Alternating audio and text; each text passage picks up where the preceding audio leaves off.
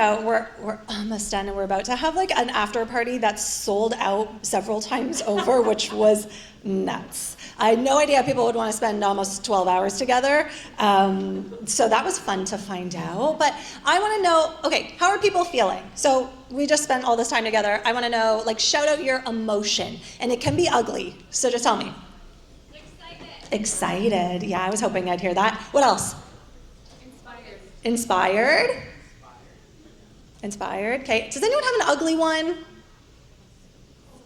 Stuck. Who else? I know that there's other people out there with ugly emotions. Please don't let Nikki be the only one. Overwhelmed. I thought that was going to come up. I have to be really, really honest with you guys. Events like this both energize me, big brand energy, and destabilize me at the exact same time. So the ugly emotions, totally valid. I have them, and I will experience them after this day. I certainly will.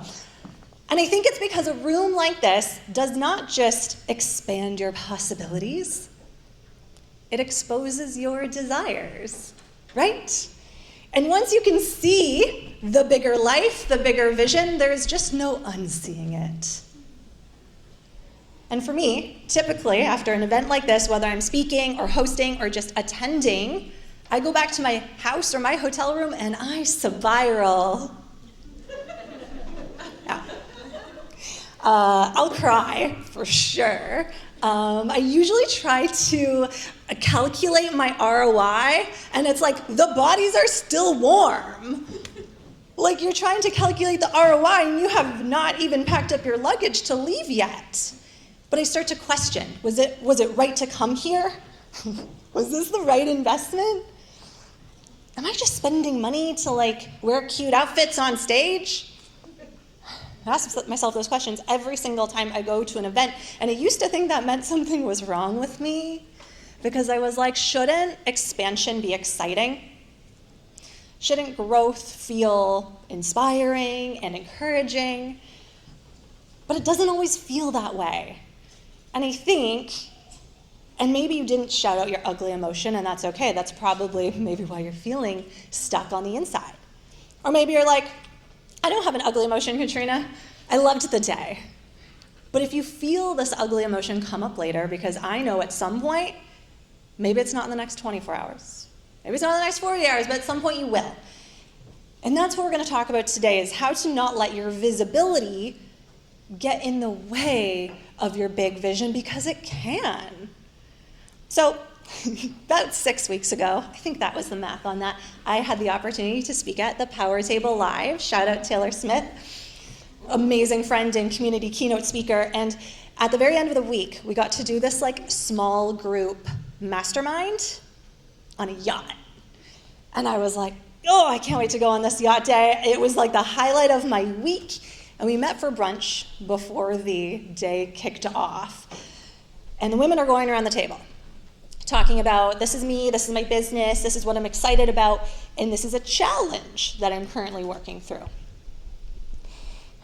There's about 12 of us, so like everyone's saying their thing, and as it's getting closer to me, I'm like, okay, I can either tell them the truth, the thing that I'm feeling really, really challenged by right now, or I can give them like the fake thing, the palatable thing, the thing that I think everyone's gonna have an answer to. And it was going to be like selling out tickets, something about like, how do I sell at this event? Or how do I manage my book launch in the fall? Things that are certainly challenges, but they weren't the thing getting in my way. And so it finally gets to me. And I look around the table, and I start to explain who I am and what my business is, and then I cried in front of this group of women. Not just like I'm getting emotional. Like I was like sobbing because there was something on my heart that I really, really wanted, and I was really embarrassed to say it out loud, especially to this group of women who are also talented and established and professional. And I sat there saying, I want to be a reality TV star. Oh my God. Could have died. But a really amazing thing happened when I finally admitted it out loud.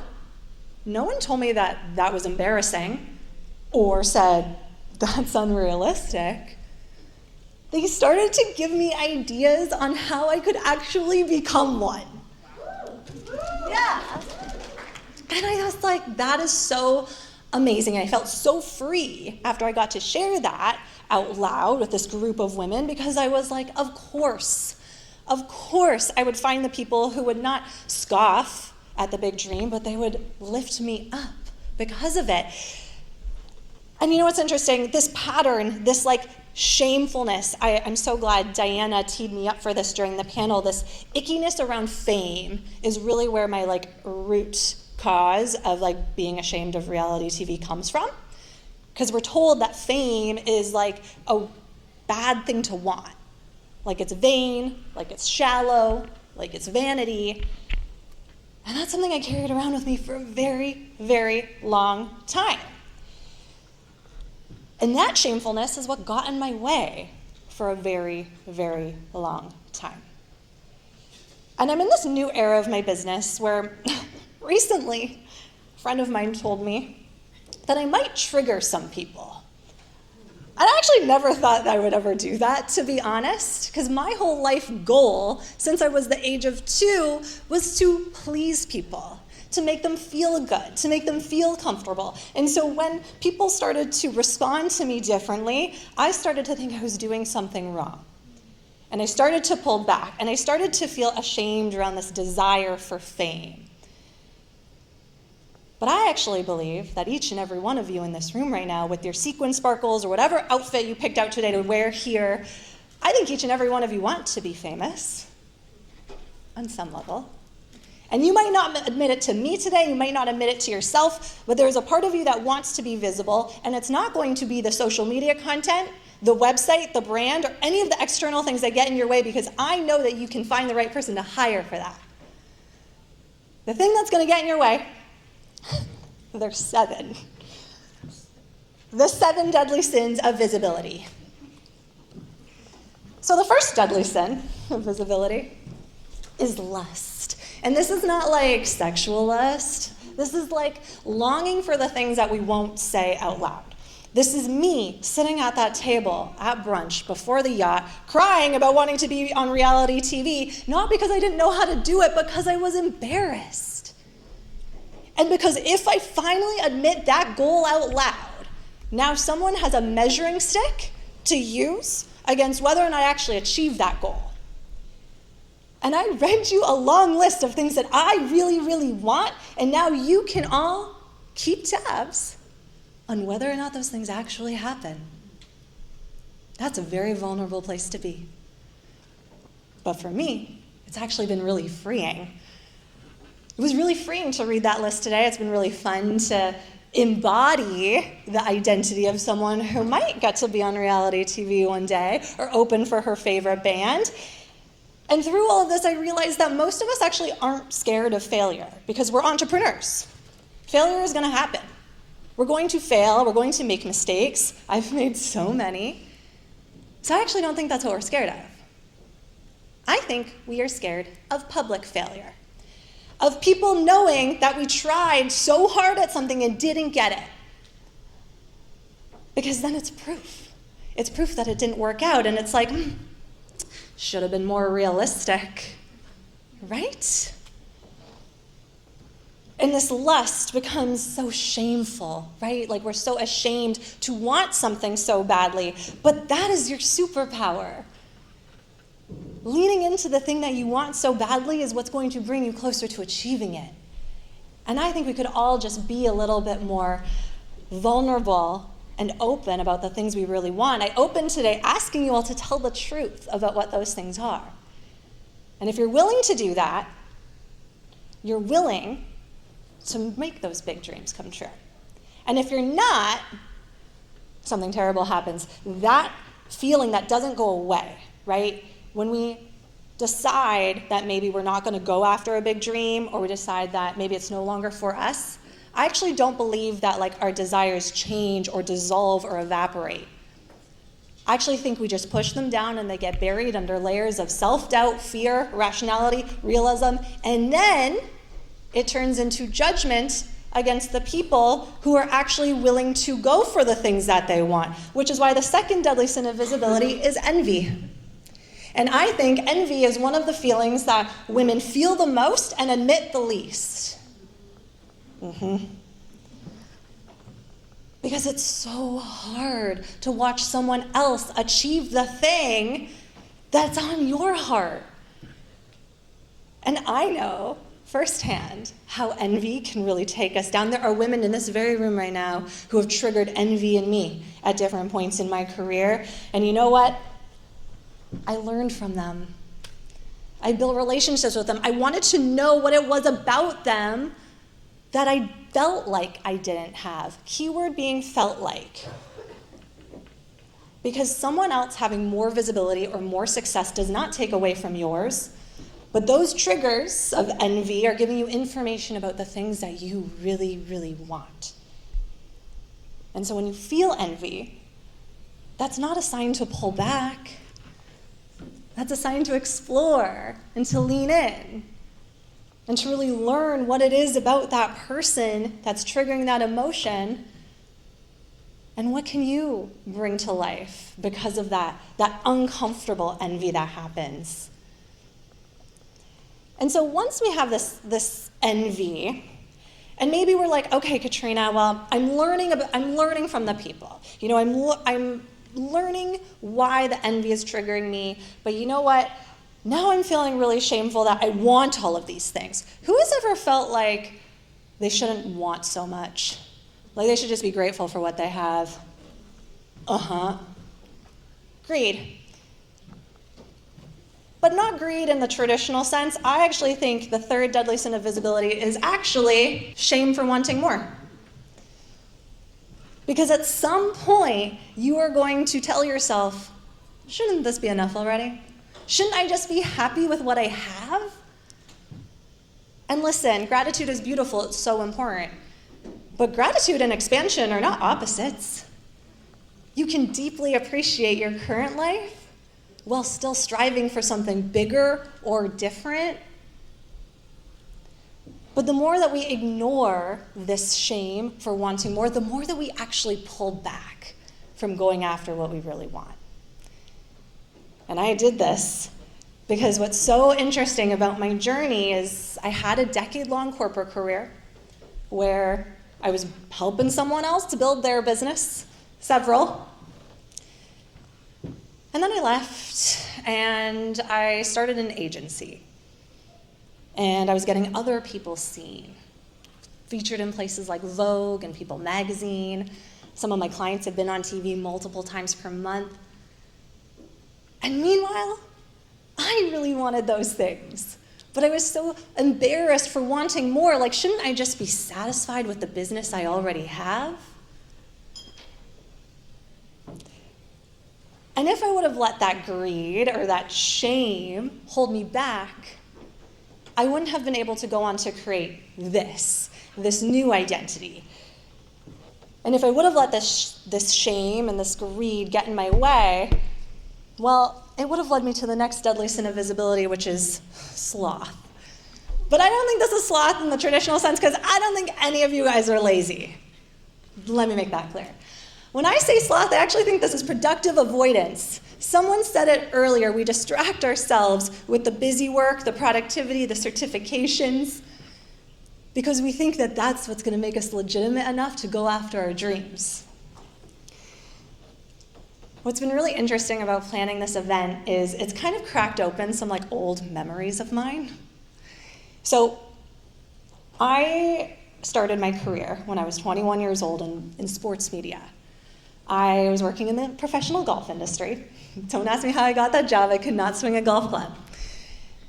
But I could see what was in front of me. I see that I had an opportunity to maybe become one of the first Canadian women to commentate professional golf. I even had a first round interview with TSN, and I didn't go to it because I had a boyfriend that wanted me to stay in Vancouver instead of move back to Toronto, where I grew up. That's out of the city. So in 2019, about 5 years after I had kind of put my sports media dreams away and started working my way up the corporate ladder, I was working in commercial property management as a marketing director, which sounds so boring to say out loud now. I was having dinner with a friend of mine who had everything I ever wanted in sports media. She was working with top teams in the NBA and the NHL, had brand partnerships with Nike and Adidas. She was going to the coolest events, speaking on global stages. And we were having this dinner, and she was catching me up on everything she had been up to, and I was filling her in on what I was up to, and I looked at her, listened to her long list of amazing things, and I said, I just don't think I want those things anymore. I just like having a private presence. I don't want to do Instagram content. And it was such a good lie, I even believed myself. Of course I don't want those things anymore. I've evolved. I have a corporate career. And now, I'm sure we can all tell, I actually really did want those things. But I was hiding in my corporate career because I did not think that they were possible for me. And I see women do this all the time. They build the agency when what they really want is the personal brand. Or they build a mastermind when what they really want is to get paid to speak on a stage. They build the rational thing, the realistic thing, the legitimate thing, all in quotation marks, don't have that many hands, because they think that is what will finally legitimize themselves so they can then build the personal brand and speak on the stage, be a reality TV star. We hide inside certifications, time blocks, busy work, when you could use that time to go after the thing you really want, but it's just scary. And I've made a commitment to myself to not fall for this sin anymore because it is the one that has taken me out the most. Because it leads to this, wrath, but more specifically, anger towards ourselves. So someone came up to me earlier today and they're like, I love that everyone's sharing numbers. I love that people are being really honest about the amount of debt that they had, or the amount that it cost to run an event, or, Stacey saying that she had her first 7-figure exit on stage. Badass. And I think it's really important to talk about numbers. So what I will say is, about a year ago, I took out a business loan that absolutely changed my life. $60,000. And at the time that I got this business loan, I was really excited. I felt free and expanded, and like I could finally get all of the things that I wanted to do in my business. The travel, the content. I was so excited. But a couple weeks later, that excitement turned into resentment towards my previous self.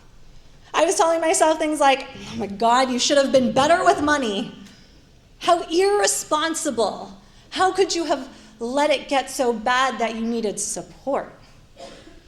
And instead of being excited about all of the things that I was about to accomplish with that business loan, a world speaking tour, billboard in Times Square, a brand that was actually taking me places, I was just really mad that I had to do it in a way that I felt was really, really unconventional, because no one likes to talk about how they do it.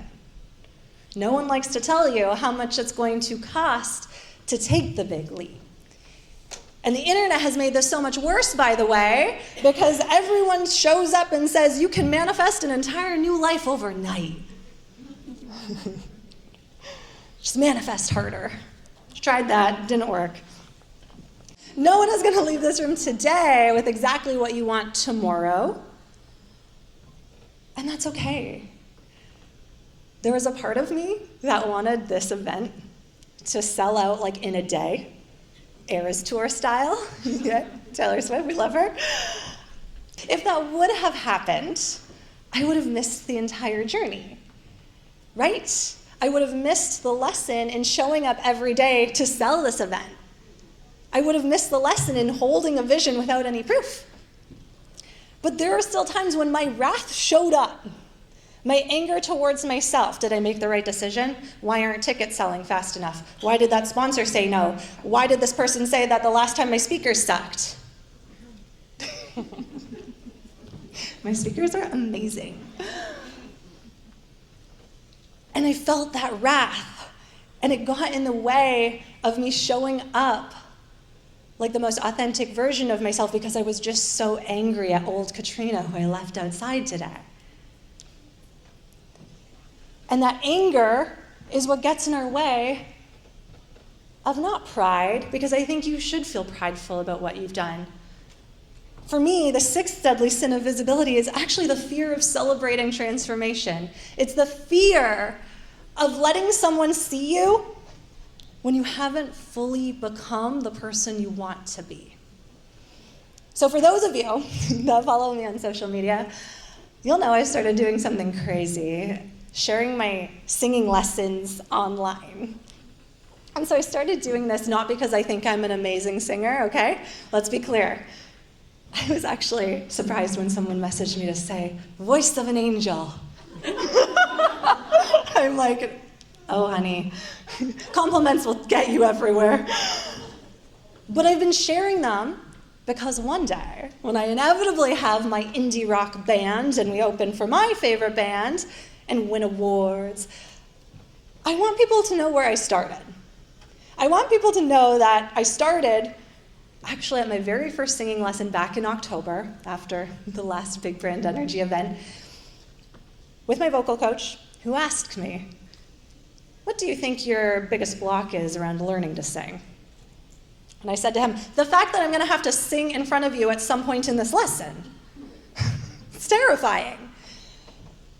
And so 9 months later, or however long it's been, to now share those lessons, unedited, on the internet, has been a really freeing process because I'm willing to be seen in my transformation, willing to be seen in the becoming, willing to be witnessed. And I think that if you can get on board with letting people see you transform, letting people see you become the person that you know you are on the inside, the one that you've buried underneath the layers of fear and self-doubt and all of those things, if you could just let everybody else see it, it would take you so much further than burying her and shaming her. So finally, there's one more deadly sin of visibility that I have to tell you about before you go, because this is where either everything unfolds today and it becomes the day that changes everything, or it doesn't. Nothing bad will happen, but maybe nothing amazing will happen either, and that would be a shame. And the seventh deadly sin of visibility is gluttony. But I don't think that this is like going to your hotel room and binge eating like a bag of chips or like drinking a bunch of Coca-Cola, because that is exactly what I'm gonna do with no shame. When I talk about gluttony, I actually mean the endless consumption of inspiration without taking any action. Yeah. Because I love growth spaces. Hello, I've created them. I love personal development. Give me a Mel Robbins podcast. Give me a really good personal development book. I'll consume all of it. But at some point I had to realize that consuming inspiration was not the thing changing my life. Action was. And action is never going to feel clean. It is never going to feel safe. It's going to feel messy, like Ashley mentioned earlier when we were talking about the panel, right? So I did a crazy thing about a month ago. I feel like a bunch of crazy things happened about a month ago, and that just shows you the ride I've been on. But I was invited to join a membership organization that I had to interview for. And I didn't really know what I was getting myself into, but I knew I was going to be surrounded by founders who have built 7, 8, 9-figure businesses.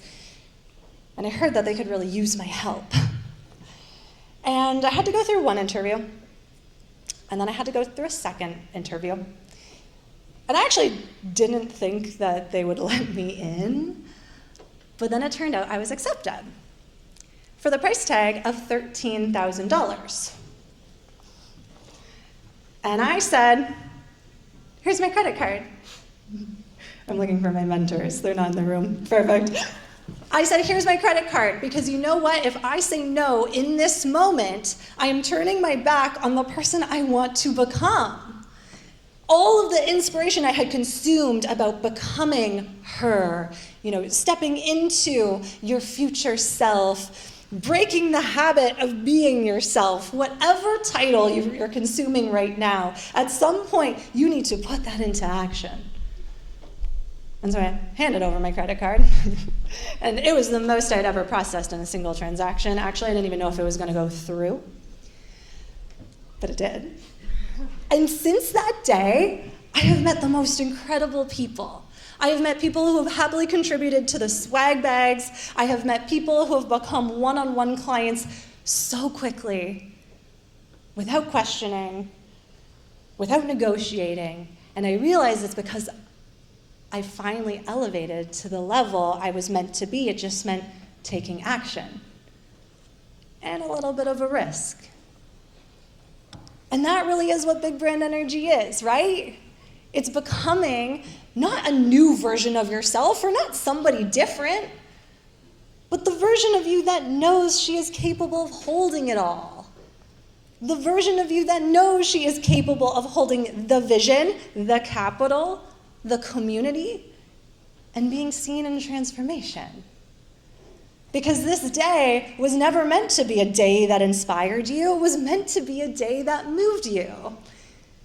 And I would be devastated to know that you left here today and didn't take any action at all. And I know I cannot hold you all accountable, but I will tell you, there was someone in this room who I felt like really needed to be here. So I gave her a ticket and I said, listen, we had a cancellation. I'd love for you to be here, but you're a bit stuck in your business right now. This room is going to move you. And after this event, you're going to tell me what your action was. Because if you're here, I know it's because you're in pursuit of a bigger mission. There's something on your heart that you are ready to share with the world or experience for yourself. And that's really why I created this day. It's really not about me. It's about you. And what you can accomplish if you choose to dream bigger, see a brighter vision or a different vision, or choose differently. So with that, my only ask is that you leave here today and you send the pitch. Maybe you make the introduction, build the relationship, take a risk, and continue to tell the truth about what you really want. Because your next goal, the next version of yourself, she's not outside the room. She's in you right now. She's just waiting for you to become visible enough to finally meet her. So with that, thank you for being a part of Big Brand Energy Live. Thank you so much.